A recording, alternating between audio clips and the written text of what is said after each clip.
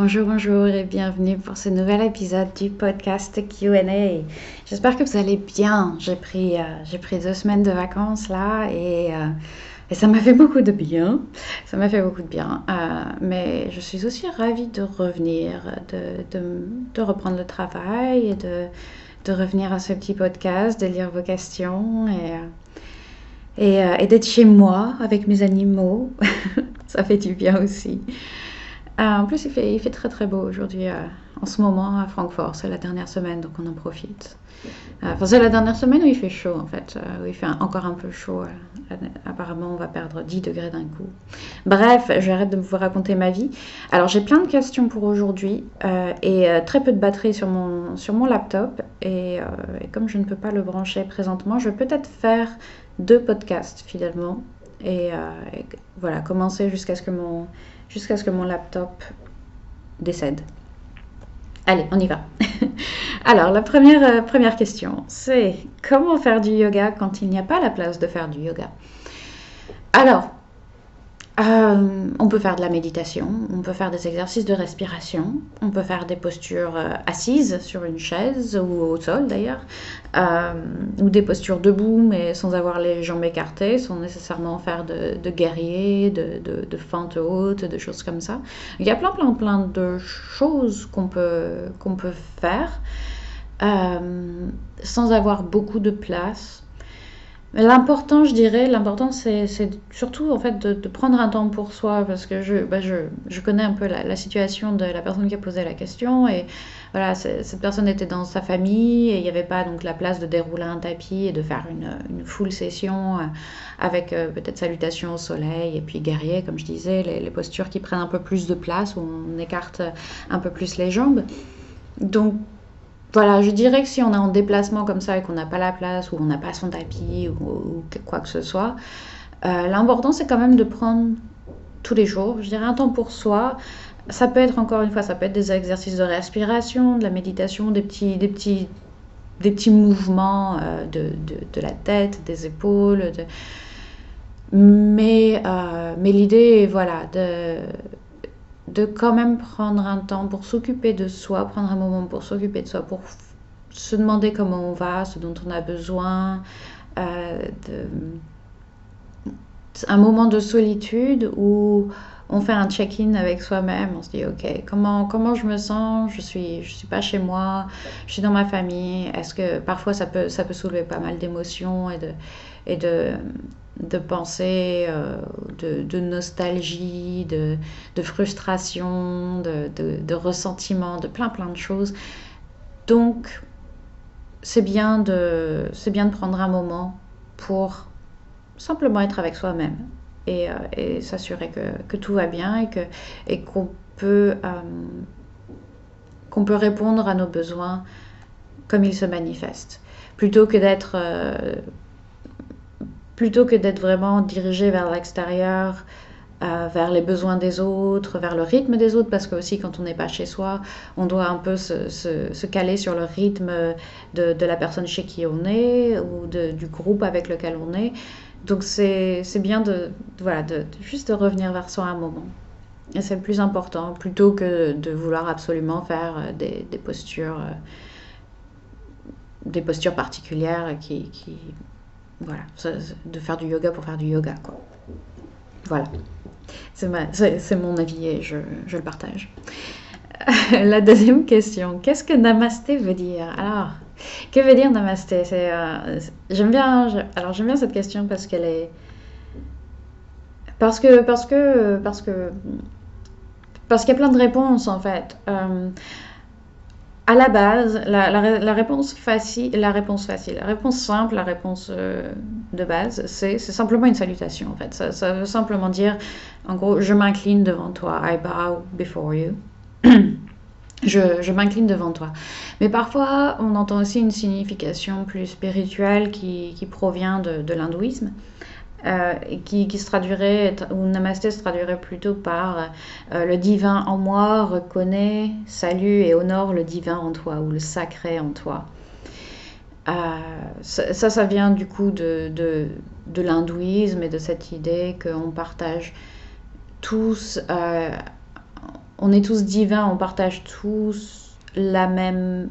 On est tous liés, voilà, on est tous liés, connectés par une force divine, une force sacrée, l'Atman.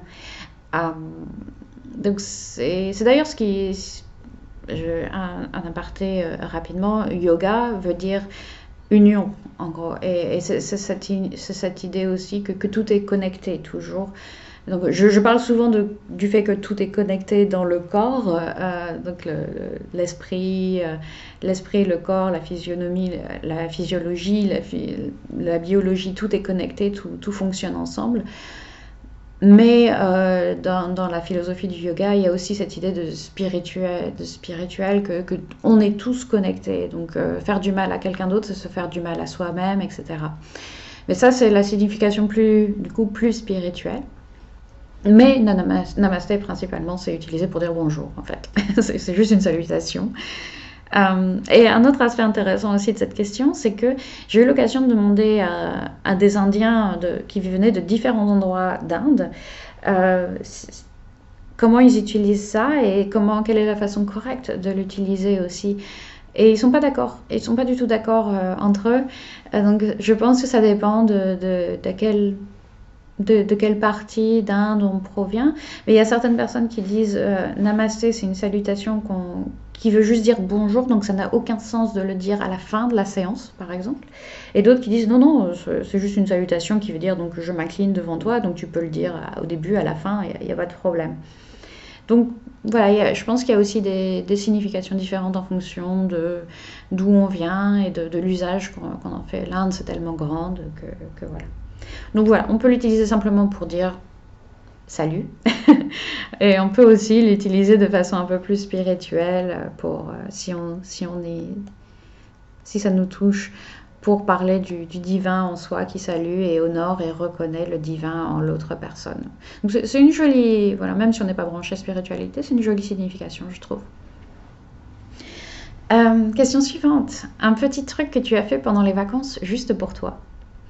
Alors, j'ai réfléchi avant d'enregistrer parce que je me suis dit qu'est-ce que j'ai fait juste pour moi pendant les vacances, parce que mon premier réflexe c'était de me dire j'ai fait que des trucs juste pour moi pendant les vacances, parce que c'était l'idée.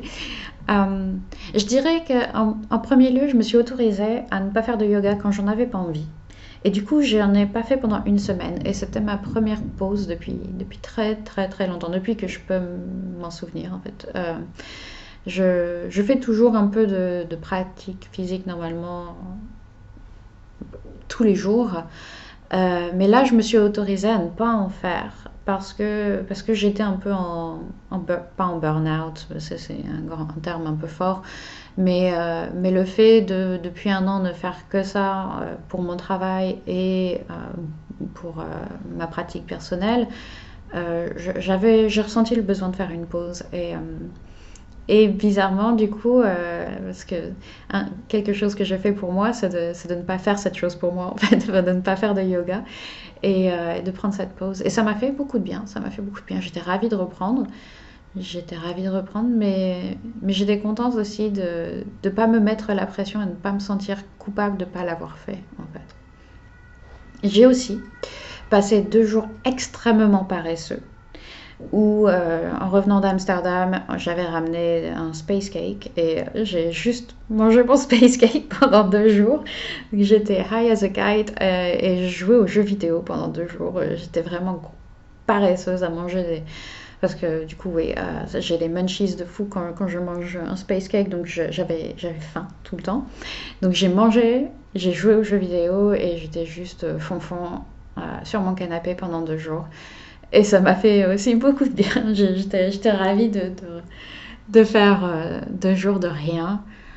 Après un an à trimer quand même, trimer beaucoup pour lancer Yoga with Clem, ça m'a fait du bien de juste décrocher, éteindre mon cerveau pendant 2 jours. C'était merveilleux, mais par contre j'ai bien senti qu'un 3e jour serait trop. Hein. Je commençais à vraiment pas me sentir bien dans mon corps, dans ma tête. Voilà, j'ai plus l'énergie, enfin j'ai plus la stamina, l'endurance pour faire ça pendant trop longtemps. J'ai senti que ok, il faut arrêter, il faut bouger, il faut faire autre chose. Ça me fait pas du bien au bout d'un moment. Et la question suivante. As-tu eu un moment de haha ou de profonde pleine conscience pendant tes vacances? Alors, j'en ai eu plein pendant mon trip au Space Cake. Mais non, je dirais plutôt que le fait de ne pas être dans le tourbillon, dans justement cette année de trimage intensif pour lancer mon business, pour faire tout ça, ça m'a aidé à prendre de la distance et à déterminer ce que je voulais aussi pour mon avenir, ce que je voulais notamment pour cette fin d'année, pour l'année prochaine. Ça m'a pas mal reboosté par rapport à mes objectifs, aussi bien perso que pro, pour cette fin d'année. Ça m'a permis voilà, de prendre ce recul-là. Mais je dirais que c'est quand même... Je sais pas pour vous, je sais pas si vous sentez les choses de la même manière, mais j'ai souvent ça pendant les vacances où cette distance me permet de me dire ah, ça je veux plus, ou ça j'aimerais bien, ou ça, voilà, de, de déterminer ce qui me va pas dans ma vie quotidienne et ce que je pourrais améliorer, tout ça. Et puis après, je rentre, et les habitudes reprennent, le boulot reprend, et toutes ces bonnes intentions, tous ces bons projets, ils s'effacent un petit peu avec le quotidien qui revient.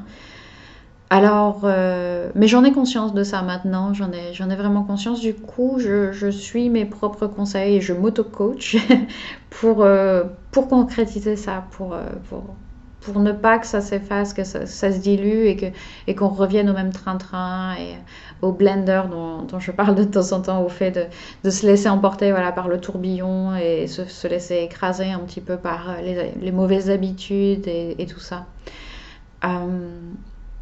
Donc voilà, je les ai lancées, en fait, mes bonnes intentions, je les ai lancées immédiatement. Donc par exemple, la reprise de la musculation, dont j'ai pas du tout parlé dans ce podcast-là. Pardon, je fais comme si vous saviez de quoi je parlais.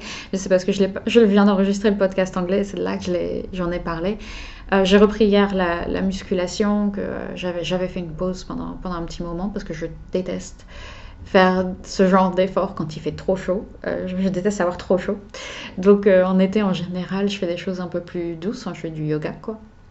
Et pas de choses comme le pole ou la muscu. Donc là, j'ai repris la musculation hier. J'ai des courbatures de ouf aujourd'hui.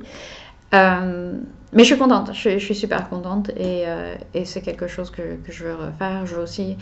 J'ai pris un petit peu de poids ces derniers temps.